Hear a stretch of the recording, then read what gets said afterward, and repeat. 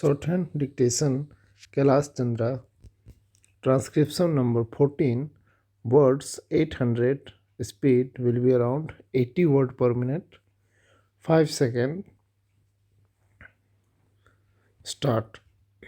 Sir, now I would like to say something about tea. This time there is taxation on common tea, the tea that we are consuming here, so that there can be more earnings through export. But if we examine this tea industry, we will find that we are not getting good results either by the efforts of the tea board or by the efforts of government.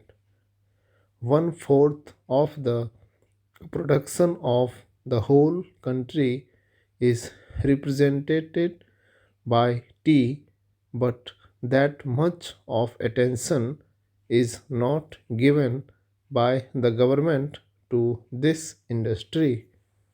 They think that it is already getting foreign earning and so it should continue to get it. But efforts should be made not only to develop this industry but also to improve the industry through research and other things. As you know, in some parts, the foreign companies which are working here are neglecting this industry. They are only after the profits. They are not thinking of the development of the industry. There is room for development in many respects, but it all depends upon research work, and research stations should be set up wherever there is neglect. No doubt the tea board is there, but the tea board is not seeing to these things. That is our complaint. In the tea board, people are there who are not at all eager to see how this industry could be developed, how we could earn more profits, how the quality could be improved, and how the quantity could be increased. And we are not seeing to that. I come from a part where the tea industry plays an important part in the economy of that area. But I find that it is being neglected from year to year and no attention is given to it. I find that there is this drought menace in the tea plantations. As a result, no further improvement in plantation is made. There, the development of tea can be undertaken. I only suggest this to our finance minister. When you are giving relief to coffee, why are you not giving relief to tea, which is earning much more foreign exchange? I humbly urge our finance minister to see to it and remove this burden on common tea. Now, I would like to say a word about betel nut. There is taxation on betel nut which is imported. In my part, large quantities of betel nuts are being smuggled. Sir, there was a representation from that area saying that betel nut should also come within the purview of customs duty and that part should be declared a port.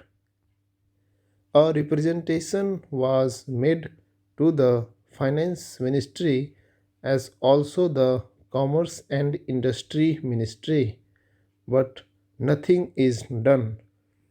I urge upon them to see to this whether a smuggling which is giving no benefit to the government and which is going to be increased cannot be stopped.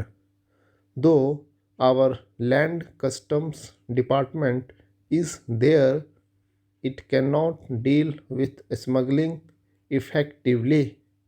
Smuggling is going on. So, if you want to stop it, some definite steps should be taken, and the representation which was made from that part should be given due consideration. Now, some other friend also touched upon rural economy and cottage and village industries. One thing we must do, that is, we must remove the disparity between the town and the village. If we are to remove it, what should be done? We should develop small industries, village industries, and cottage industries. How can they be developed? For that, power should be there. Now, my honorable friend was saying that out of 6 lakhs of villages, only 19,000 villages have been electrified. This is mere. If village electrification is not given due consideration, we cannot make progress. When our draft 5-year plan was discussed among members of parliament, I asked for information about how much of village electrification was contemplated in the third 5-year plan. The answer was very unsatisfactory. Unless you develop your village industries, how can you advance? They are also contemplating to employ the surplus labor and also agricultural peasants who are not wholly employed to develop village industries and to make a plan.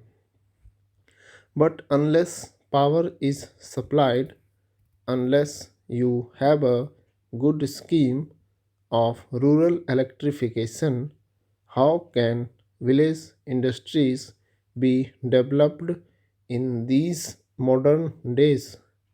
We say big things, we say here and we sort from housetops that so much is being done for the rural areas, but actually we are not doing what should be done.